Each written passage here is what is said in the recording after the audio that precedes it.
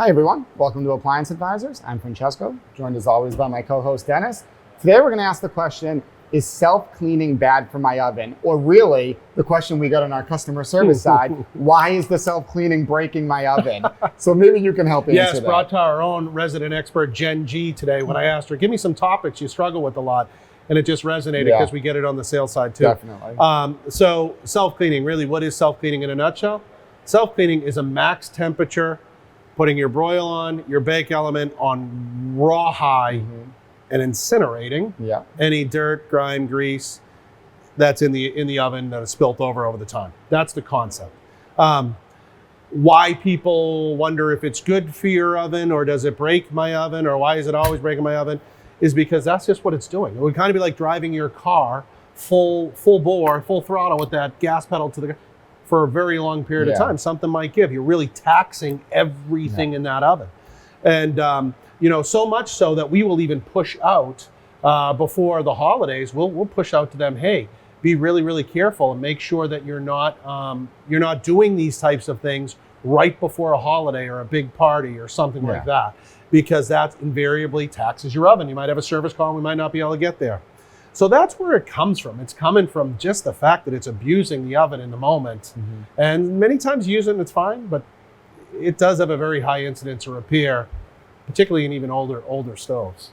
Yeah, and I think alternatives to that too is like you've even starting to see some brands even kind of market the steam clean. And even if your oven doesn't have an option for that, so you mean steam instead of like self-clean. What's the difference? Correct. So basically, you said self-clean. So when you're doing that traditional self-clean, really, it's kind of that once a year, right before a holiday or a party. It's 4 to 6 hours, full blast, as high as the oven will go. Steam clean is kind of like the opposite of that. It's definitely something you want to do more consistently, but what it does, the oven, you put it at a low temperature. There's some water in the bottom of the oven in that cavity there. You kind of can just pour it right in there as well in most.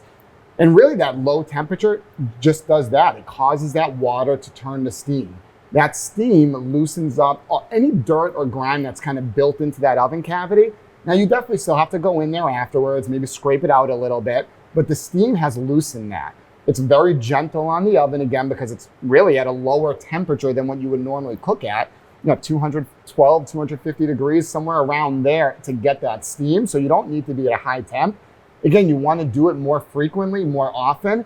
Might take a little bit more kind of getting on your knees to kind of clean it up, but really even with the traditional self-clean, that is all ashes and stuff that's built into that. So you still have to clean that out anyway. So I always recommend doing the steam clean because it's way easier in the oven. You're not going to break the oven that way. And honestly, a lot of times it probably does a better job of getting some of those really stuck on dirt out of there because the steam does a better job of really loosening that up as well. So you can get in there and scrape it off easier. Yeah, it's a good point as well. Many people, half the time, I talk about this a lot, they forget to take their racks out of their oven when they self-clean. And then they take all the enamel on there that helps their racks slide smoothly. Or if it's an extension rack, bakes the ball bearing grease off those extension racks. So the steam really won't affect any of that. Nothing. And if you really look back, and I'm dating myself in the appliance industry, but if you really went back, brands like Thermador back in the day, or Miele, they had some version of what they might term as perfect clean. And it really was that. It kind of was always cleaned. And when that oven had a coating on the side and you got over a certain temperature, I believe it was right around 375 degrees, it would naturally kind of get kind of a steaming effect on the side and kind of drop that food particles to the bottom. And you'd wipe it out just a little more often, but not anything.